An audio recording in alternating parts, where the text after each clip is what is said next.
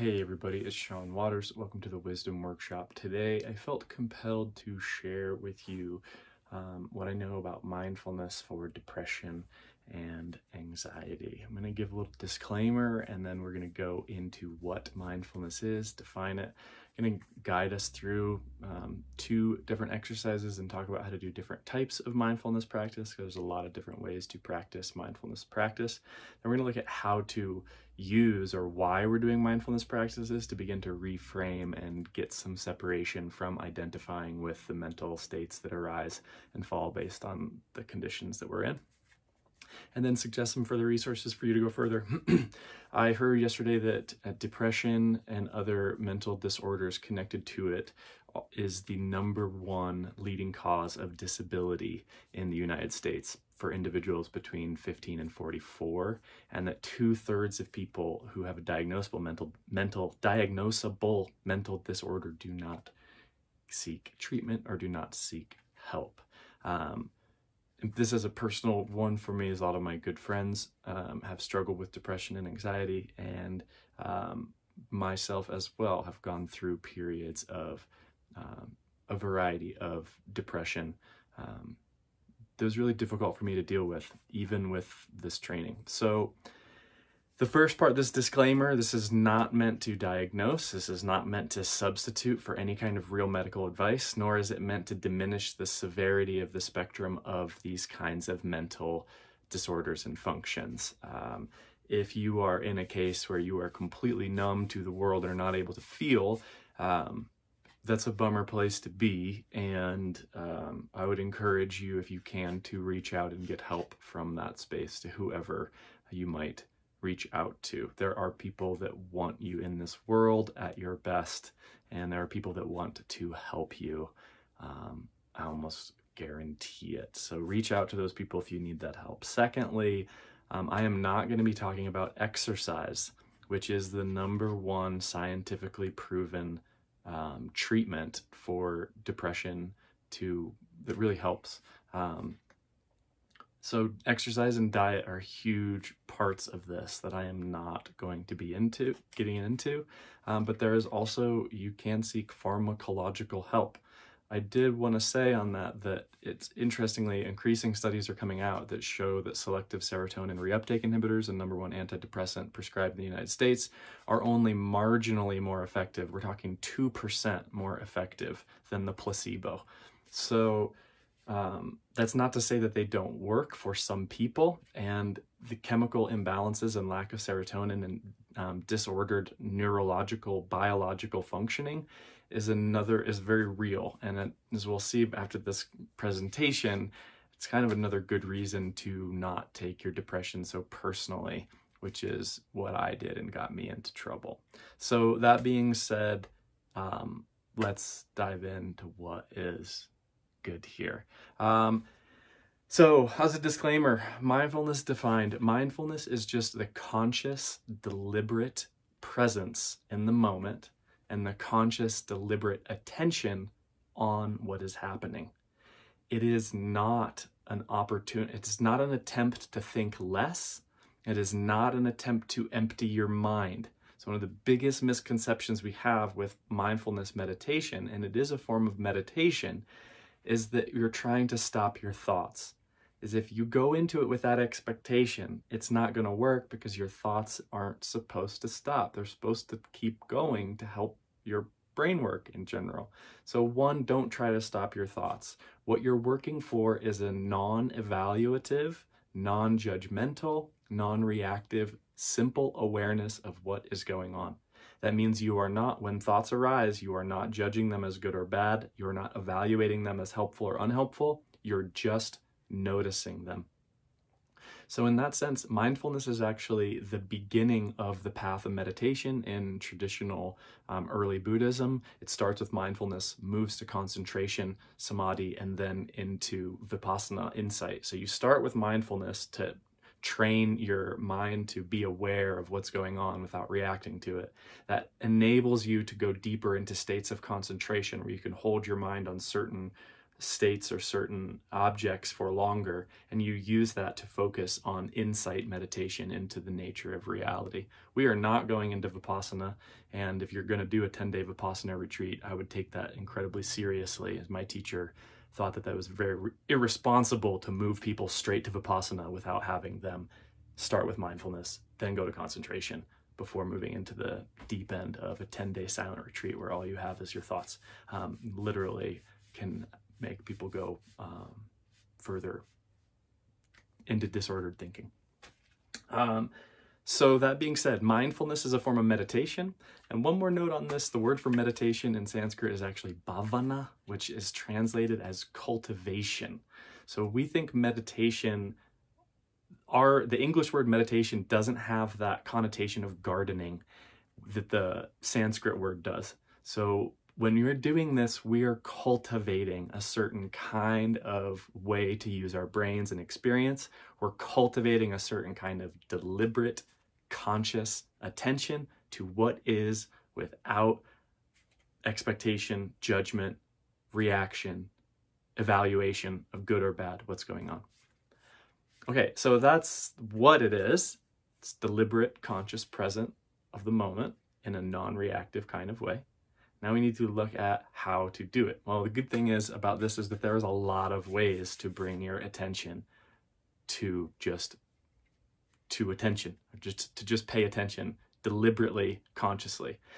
I want to suggest that my teacher, her name is Marion Caudron at Colorado State University, kind of in the lineage of Jim Boyd as a student of Asian traditions. She recommended doing this for setting a timer and working for about 1 minute at a time to start, just because you're just trying to familiarize. That's another word for meditation, is familiarization, cultivation, as it gets translated. The Tibetan word for meditation gets translated as familiarization. You're trying to familiarize yourself with these states of being, and it really doesn't take much, like 1 minute at a time. So we're going to look at different types of mindfulness practices and how they help. Mindfulness of the breathing is one that Thich Nhat Hanh uses and is really easy, and anybody can do it. Mindfulness of the body we're going to use. So that's a 1 minute presentation, and I'm going to kind of explain mindfulness of walking and mindfulness of writing. So there's also mindfulness of chopped vegetables. Some people really like mindfulness of just laying down or sitting.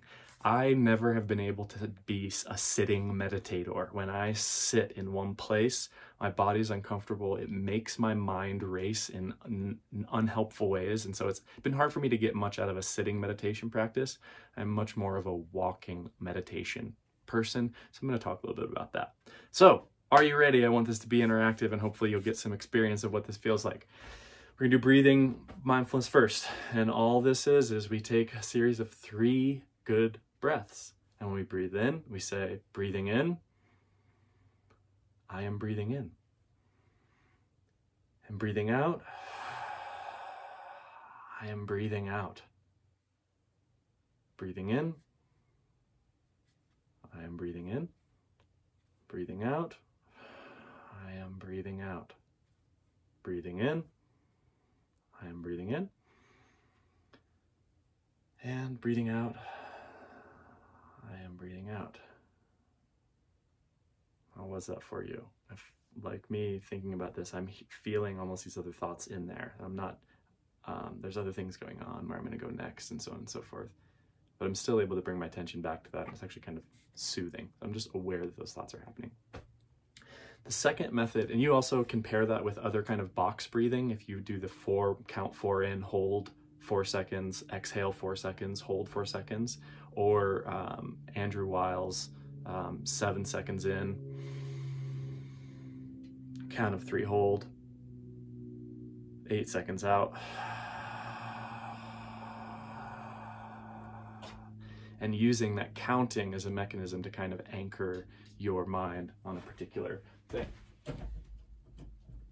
The second kind of meditation we can do, mindfulness meditation, is a mindfulness of the body, where you choose a particular, you get comfortable, you sit in a chair, and when we sit in the chair, not only do we give our needy feline companions a lap to sit on, yes, that's very helpful, we also are able to relax and try to get comfortable.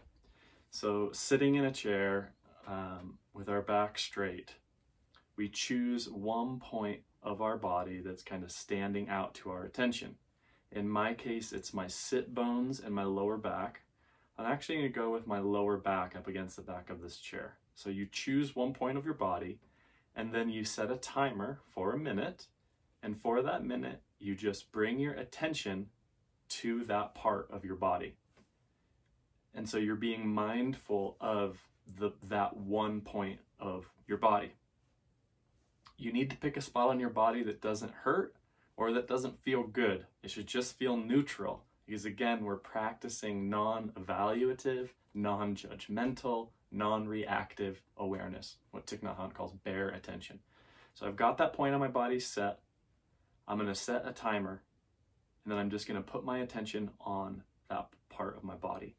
What's going to happen as the mind works, it's probably going to drift to other things, like the feline companion that is on your lap, or what you need to do for the rest of the day, or whatever.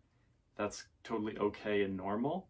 You are just noticing when those thoughts arise, and then consciously, deliberately bringing your attention back to the point that you chose. So that's the way John Kabat-Zinn teaches this, or Daniel Goleman teaches this, and the way Jewel teaches this, is that's a bicep curl, that's a rep. So if you're thinking about that, you're cultivating, familiarizing, you're strengthening this part of your awareness to just observe without reacting. When I notice my mind going somewhere and I bring my attention back in a non-judgmental way, that's like doing one bicep curl, except we're doing a presence curl. Okay, so we're going to start the timer for 1 minute.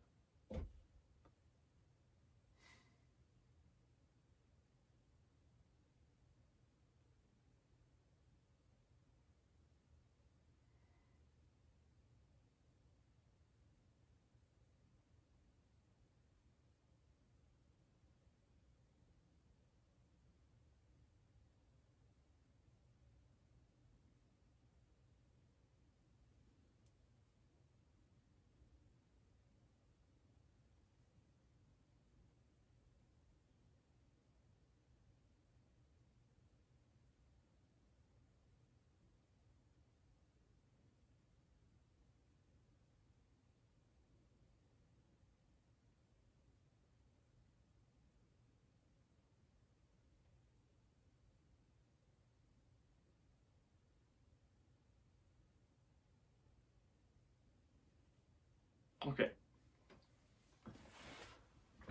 Katie wants to say hi, maybe she doesn't. Okay, what's the point of this? Why are we doing this? What these practices enable us to do, one, we should feel a little bit more relaxed, but they kind of open the door to help us see that we are not the same thing as our thoughts or our emotions as they arise. That little bit of separation, so that we don't identify with the depression or the anxiety that's arising, is huge. In fact, when you re-say the sentence to yourself, instead of "I am depressed," "I have been depressed," you say, "Oh, depression is arising. Depression has been arising in me." There's a little bit of separation from the experience that can open up a lot wider as time goes on. This is not like I did some mindfulness meditation and now I feel better. Usually there's a lot more to that going on, which is why I gave the disclaimer. This is not meant to be like not like solving the issue. What that does, when we get that tiny bit of separation though, and we begin to not just identifying with our depression or our anxiety, we begin to see there's a possibility of some transformation that happens. One way to put this is, being depressed is normal. Being anxious is normal.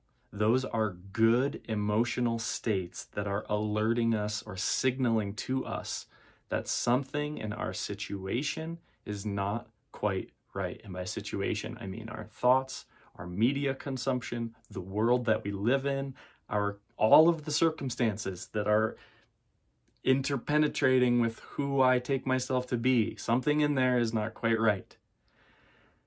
If depression arises and you're depressed, or more depression arises because you're depressed, this was what happened to me. I'm depressed that I'm depressed because I shouldn't be the type of person that's depressed.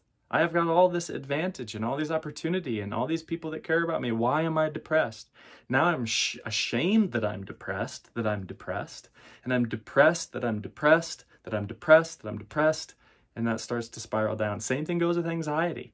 When I have anxiety that arises and I get anxious about the anxiety and I don't want to get anxious and I want to push anxiety away because I've seen anxiety be bad and it leads to bad places, that creates more anxiety. So with a practice of being able to be aware of recognizing, oh, this depression is arising, or oh, anxiety is arising, you start to have a little bit of a gap between the observer, between you and the arising of this impermanent state. That might not sound like much, but in my experience and another teacher's experience, that opens up a bunch.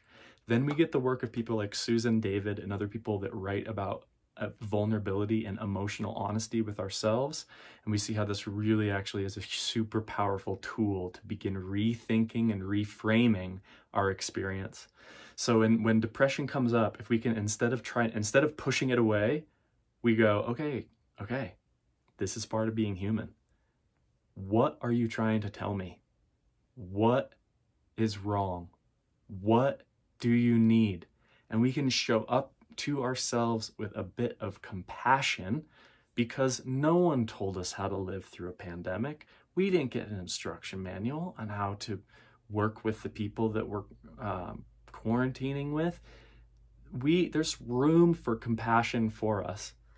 And then we can begin to look at what that is and how we might be able to make it a little bit better. We also can say, in the sense of curiosity, where is this coming from? I know for me, when I get curious about my depression or my anxiety when it's arising, it's usually, the answer's interesting, and it's not a binary. It's not like the arising of depression is good, and it's not like it's bad. It is kind of, it's something in your body. It's like, one teacher says, it's like the engine light on your car. It's trying to tell you that something is going on that you need to pay attention to, that is potentially mysterious or difficult. Another way to look at this is, if you're gardening, to use this idea of cultivation, and your lettuce isn't growing, you don't get mad at the lettuce. You see whether or not the lettuce has enough water. You see if it has enough sun, if it has enough nutrients. Likewise, or too much sun, or too much nutrients, or too much water. When us as the lettuce, when we are not growing, we get mad at us. We say, oh, Sean, you can do better than this. Oh, Sean, you shouldn't be feeling this way. Oh, Sean, you're messing up. Instead of, have I eaten well enough? Have I rested well enough? Have I spoke my mind well enough? Have I been clear on these things well enough? And I don't know what that is. Is it time for me to seek pharmacological intervention and get on some selective serotonin reuptake inhibitors, at least for a time, to see if that helps? Interestingly, the research does show that taking selective serotonin reuptake inhibitors does and can help in the short term, really immediately, and this kind of a method can help more in the long term. So the second thing we wanted to say, or the last thing I want to say here, is this is not a quick fix.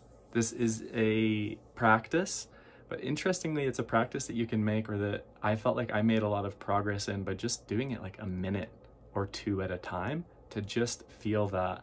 And really kind of surprised me what a different kind of use of that, how different that feels to use our attention in that way, to just get a break from our constantly evaluative and kind of judging minds about whether things are good or bad.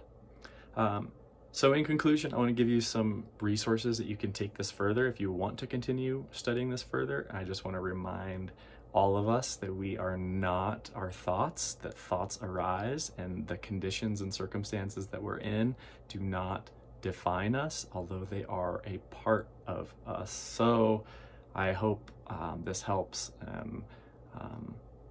that I I really do hope this helps. If you have any questions or you want to know more, or if something in this didn't seem right to you, I'd love to hear about it in the comments and I can address it more. There's a lot more to do with the philosophy of how this works as just an integral one piece of the path.